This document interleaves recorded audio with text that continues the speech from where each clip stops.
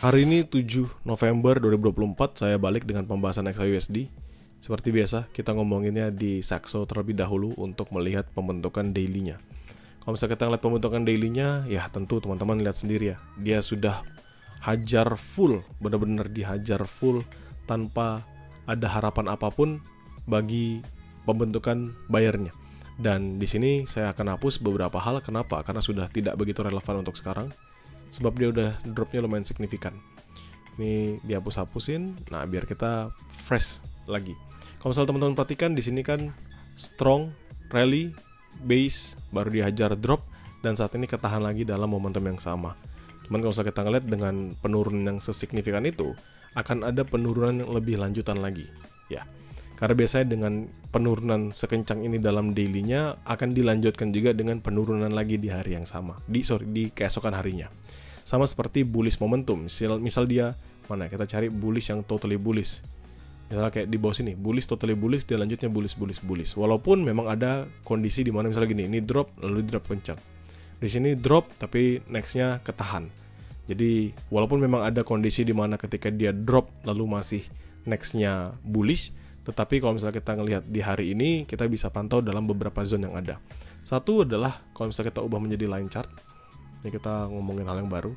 Kita lihat di sini ada up, drop, ketahan sedikit untuk melanjutkan penguatannya. Kita bisa tarik di swan. Itu ada di 2649. Teman-teman perhatikan sendiri ya, 2649. Terus kalau kita lihat di sini itu sama banget. Jadi 2649. Kalau kita tarik Fibo dari bawah ke atas, 618 itu harusnya sudah dimakan. Itu ada di 2676.697 yang artinya baru banget dia break ya. Teman-teman sudah ngeliat di break hancur habis sama si satu candlestick daily ini. Dia open, kalau teman-teman bingung seberapa besar penurunan yang terjadi, dia highest-nya itu di 2749, lowest-nya di 2652. Kalau kita makan sama di hari ini sampai di 2643 di hari ini, itu kita hitungannya 1000-an pips dia drop. Ya, 1000 lebih dia drops untuk dalam masa lebih kurang 2 hari. 1 hari setengah lah kalau saya bilang. Jadi dropnya sangat amat signifikan. Nah, kalau misalnya kita nyari di mana lagi area-areanya, tentu kalau kita ngomongin PDH PDL, PDL-nya sudah dihajar. Ini kan previous daily low-nya 2652 dengan previous daily high-nya ada di 2749. Really far away. Kecuali memang ada potensial dia bisa rebound, itu bisa kita lihat. Tetapi teman-teman bisa ngeliat nggak? Di sini ada yang menarik nih. Yaitu dia ketahan dalam pembentukan untuk higher low-nya. Jadi ini low, high, higher low, higher high, higher low. Ya, ini adalah higher low-nya yang kita bisa perhatikan. Artinya apa? Apakah ada potensial? Apakah ada potensi dia ternyata nanti rebound di sini? We never know. Tetapi kalau misalnya nanti Federal Interest Rate Decision memang menurunkan suku bunga dan sentimennya masuk kembali, setelah kan ini kan euforia orang-orang yang melihat kemenangan Trump ya. Dan ketika itu terjadi, apakah ada potensial dia bisa melanjutkan bullish momentumnya? Nah, nanti itu kita bahas dalam H4 dan H1. Yang paling penting apa? Kita perhatikan dulu dalam zone yang ini nih, yang mempertahankan dia untuk gak drop lebih dalam. Ini saya ambil paling atasnya 2649, saya ambil paling bawahnya itu ada di 2638. Ya, 2638 saya buletin aja jadi 2638. Terus saya ambil paling bawahnya kan 2638 nih sebenarnya kan. Nah, ini teman-teman lihat. Jadi 2649, 2638, 100 pips zona di bawahnya. Yang artinya apa? Ya ini adalah zona yang mempertahankan agar si XAUSD-nya nggak drop kembali. Seandainya dia break dan dia drop, kemanakah tujuannya akan berlabuh? Tentu teman-teman, setidak-tidaknya paling jelek ke 2606. Ya, karena kan melanjutkan penurunannya still going down. Jadi akan ada penurunan yang lebih dalam. Misalnya dia di sini break, maka next-nya akan lanjut turun ke 2606. Ini untuk breaknya. Sedangkan kalau misalnya dia rebound, nah itu adalah pertanyaan yang bagus tuh. Oke, kalau misalnya dia break adalah dari 2649, 2638 nih 100 pips ya, tentu 100 pips. Bahkan dari harga sekarang pun ke 2649-nya aja itu udah 100 pips juga. Jadi kan ini dia makan 200 pips drop ke bawah. Dan kalau misalnya dia rebound bagaimana? Nah, itu kita ngomonginnya pakai Fibo retracement. Kita tarik from this level, kita tarik saya paling bawahnya yang sudah tercatat, kita lihat ada di 2709. Di 2709, 2697. At least ini adalah area fair value gap juga ya, yang bisa kita pantau. Dimana kalau misalnya nanti dia akan balik naik ke atas, big potential dia akan bergerak untuk menutup dulu gap yang terbentuk di atasnya. Jadi up untuk menutup di sini. baru lanjut. Begitu. Oke. Jadi saat ini memang kita bisa ngelihat sellernya totally strong. Ini benar-benar strong sellernya. Dan big potential memang jauh lebih besar dia akan melanjutkan penurunannya sebenarnya teman-teman. Dibandingkan dia akan rebound kembali. Ya, tetapi gak perlu khawatir sih, karena kan nanti malam akan ada news. Menurut saya nanti di hari ini gak akan begitu banyak perubahan, gak akan begitu banyak pergerakan yang signifikan dari market. Why? Karena memang nunggu hasil suku bunga. Jadi mungkin market akan bergerak sideways lagi. Nanti kita ngeliat di time frame yang lebih kecil. Sekarang kita balik ke Oanda, saya ngomongin di H4. Nggak usah kita ngomongin di H4, ini sama ya. Ada beberapa juga yang sudah tidak relevan, jadi saya perlu hapusin. Ini benar-benar ketika dia hajar semalam, kita cuma bisa nyari-nyari, ya ini tidak-tidaknya momentum-momentum lah. Ini kita masuk di sini, masuk di sana, masuk di sini, masuk di sana. Tapi keseluruhannya dia totally breakdown all of the level. Jadi kita biarkan aja pergerakan yang terjadi ini, dan nanti kita perhatikan dalam zone yang terbentuk saat ini ya. Kalau kita ngomongin di H4, tentu kalau kita tanpa menggunakan apapun, sini sebenarnya kebentuknya head and shoulders. Jadi ini shoulders, ini headnya, ini shouldersnya, dan dia break totally strong 2730-an kemarin. Dia drop signifikan, dan saat ini teman-teman lihat dia ketahan dalam momentum yang sama seperti sebelumnya. Ini di Oktober. Di Oktober ini sampai 2642, 2638. Ingat ya, berarti ini adalah area yang tadi kita bahas di daily. Ini adalah area yang tadi kita bahas di daily. Dia ketahan di area ini. Seandainya ini breakout, kemana tujuannya? Tentu si bawah ini tadi, 2606 ya. Jadi teman-teman jangan sampai lupa pembentukan di dalam daily-nya. Karena memang kita ngeliat adalah dalam zona yang sama. Di sini teman-teman bisa perhatikan ya. Ini dari Jumat sampai ke Selasa, dia nahan dengan lowest-nya di 2638. Lalu dia break bullish itu naik ketika di 2663. Jadi dia break lanjut bullish-nya. Nah di sini sama juga nih, mulai ketahan lagi dalam zone yang sama. So let's see apakah dia mampu membentuk base yang baik di sini atau enggak. Kita ngomongin H1 sekarang. Berarti kalau kita ngomongin di H1, patokan kita kan adalah price di samping-sampingnya ini. Ini saya hapus-hapusin dulu. Ini kan patokan kita 2677, saya hapusin. Kita ngomongin yang dekat dulu aja sama price yang kita lagi perbincangkan.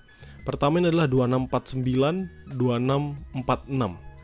2649, 2646an lah. Ini 2649, 2646 teman-teman perhatikan.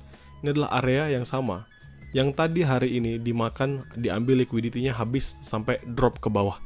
Sih, jadi dia drop, makan liquidity, lalu dia bullish lagi. Artinya apa? Apakah ada potensial dia bisa melanjutkan bullish-nya atau malah nanti dia akan mengalami penurunan? Nah, it doesn't matter. Kita nggak perlu terlalu mikirin di sana. Kenapa? Karena kita tinggal tentukan aja dari penggambaran yang sekarang. Yang kita tentukan itu adalah area yang nggak disentuh sama di saat ini. Terus kita hapus. Area yang belum disentuh sebenarnya adalah within this one. This one, di bawahnya ini.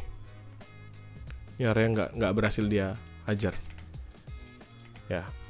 Jadi usulnya, dan ini sebenarnya dari sampai sini sih. Nah, ya usul saya pakai price.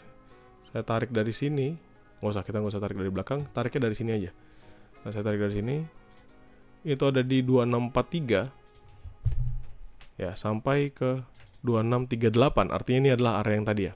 Jadi ada dua area sebenarnya teman-teman. Yang paling dekat banget seandainya nanti dia drop kembali. Cuman untuk 4945 ini nggak perlu. Kenapa? Karena kita bisa ngeliat di sini. Kalau kita ubah jadi garis kan sebenarnya dia nahannya within this level kan. Dia nggak close bawah ini, dia nggak close drop lebih dalam. Lalu dia bullish signifikan. Berarti ada di 2652, 2650. Ya 2652, 2650. Tapi ingat teman-teman, ini adalah area yang sangat amat high risk untuk kita makan buy. Kenapa? Karena tentu dorongannya jauh lebih besar untuk makin mengalami penurunan yang signifikan. Kecuali nanti ada bullish candlestick ya. Jadi candlesticknya totally strong, dia tiba-tiba mengalami penguatan yang signifikan, itu baru kita bisa bicarakan untuk buy position. Jadi kalau salah ditanya sama saya, di manakah area buy yang oke dulu untuk pertama? Ya, yang untuk pertama ini jadi saya hapus. Ya, teman-teman bisa perhatikan bahwa 2649 ini sebenarnya bukan 2645 sih, tapi 2649 saya buletin beda 20 pip saja. Jadi 2649, 2649, 2647. Selama 2649-nya nggak breakout. Tentu karena kita perhatikan adalah dari lowest-nya ya, dari closingan-nya, 2647-nya ya. Dia nggak berhasil break 2649, artinya 2649-nya patokan kita untuk buy pertamanya. Next-nya di mana? Seandainya dia break 2649, maka big potential dia drop sampai ke 43. Jadi tunggu lagi lah di 43 ke bawah untuk buy. Itu untuk buy-nya ya. Sedangkan untuk sell di mana? Tentu kalau kalian lihat di sini kita bisa perhatikan, kita bisa perhatikan ada pembentukan supply zone-nya. Lihat this one, ini supply zone. Ini kan kalau misalnya kita ngomongin dalam pembentukannya kan ini adalah supply zone-nya. Supply zone yang nahan dia kemarin untuk nggak lanjut rebound lebih tinggi. Ini ada di harga dari sini, nah 2675.8, 2676 lah kita bulatin sampai ke 2673. Jadi nanti kalau misalnya dia nge-retest ke area sana, big potential dia akan ketahan dulu. Tapi kalau misalnya teman-teman ngincar, ini sebenarnya kan kita paham juga ya. Sebenarnya kalau misalnya dia berhasil break on that level, sebenarnya sama kayak Euro USD. Jadi dia break, ini akan lanjut strong bullish. Nah, jadi kalau teman-teman sebenarnya mau ngincar area yang lebih better adalah pakai Fibo lagi. Ulang lagi dari awal, tarik dari sini, tarik sampai paling bawahnya dia, 618-nya ada di 2708. Di sini. Ini adalah area sell yang nanti paling better kalau misalnya kita harus masuk. 2708. Tentu karena dia pertama kali drop, ketahan dia bullish, berhasil dia break di sini, dia drop dengan signifikan. Jadi at least kita bisa adjust menjadi level ini. Ya. Tapi kalau misalnya kalian tanya sama saya, apa conviction saya hari ini? Menurut saya, dia nggak akan jauh-jauh dari sideways. Tentu dia masih akan sideways saja di sini. Artinya dia ambil bawah mentok 49, ambil atas mentok ke 70-an aja. Bolak-balik, bolak-balik, bolak-balik. Kenapa? Karena memang nunggu ini teman-teman. Fed Press Conference sama Federal Interest Rate Decision. Gitu. Ya, jadi ini hanya batasan utamanya aja yang bisa kita perhatikan, dan dia nggak akan jauh-jauh lah dari harga tersebut. Dan ketika nanti dia berhasil break, ini kan pembentukannya kan sideways minor ya. Kalau setelah dia berhasil break 49, seperti saya bilang tadi, 49 dia break, maka dia lanjut drop ke 38 bahkan sampai bawah sini. Ini angka berapa nih? Saya catat soalnya 2625. Nah ini 2625, ini saya hapus saja karena big potensialnya dia dropnya ke 2606 tadi. Nah, saya tarik 05 ya gini. Nah, big potential dia makin drop ke sana. Ya, jadi 2605, atau ketika dia berhasil break up ke atas bisa balik ke 2700-an lagi. Walaupun yang break ke atas ini agak sulit ya. Di waktu-waktu kayak sekarang ini agak sulit. Kenapa? Karena menurut saya mungkin dorongannya bisa kebantu di US session atau mungkin nanti dini hari Jumat nanti ya. Bukan di sekarang. Sekarang menurut saya sembari dia nunggu, sama seperti momen ketika pemilu kemarin. Nih, ketika dia menunggu pemilu hanya sebatas pembentukan base saja. Ya, teman-teman bisa perhatikan, hanya sebatas pembentukan base aja. Dan di sini supposedly the same. Oke, di sini juga supposedly the same, hanya akan ada pembentukan base aja. Jadi nggak begitu banyak perubahan yang bisa kita perhatikan. Tapi kalau misalnya saya ngomongin, seandainya nanti memang penurunan suku bunga dilakukan ya, Federal Interest Rate Decision-nya menurunkan suku bunga, mau itu 25 BPS, mau itu 50 BPS, sama-sama nurunin suku bunga, itu harusnya dampaknya adalah dampak yang cukup positif bagi goldnya sendiri sebagai non-yield bullion. So there's a big potential dia bisa rebound. Setidak-tidaknya ya baliklah ke 70-an lagi atau balik ke 80. Jadi let's see bagaimana ke depannya. Nggak begitu banyak untuk zona yang bisa saya pantau. Paling hanya sebatas zone sideways ini aja sampai nanti dia berhasil breakout and that level. Oke, nah, teman-teman jangan lupa untuk sesuaikan dengan metode trade yang akan kalian jalankan lagi. Nanti mappingan ini akan saya share juga di dalam grup ya. Thank you buat teman-teman sekalian.